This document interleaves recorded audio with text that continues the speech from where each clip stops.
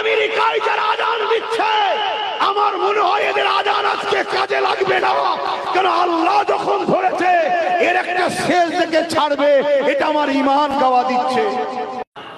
আমরা ইনসাফ পরায়ণ মানুষ, আমরা মানবতা প্রেমিক মানুষ, কিন্তু রক্তে গোস্তে তৈরি প্যালেস্টাইনে সেই বাচ্চাদের কান্না, প্যালেস্টাইনে সেই মায়েদের আর্তনাদ, প্যালেস্টাইনে সেই বেগুনা বাচ্চাদের চিৎকার আজকে আমাকে বুঝাচ্ছে, বাধ্য করছে।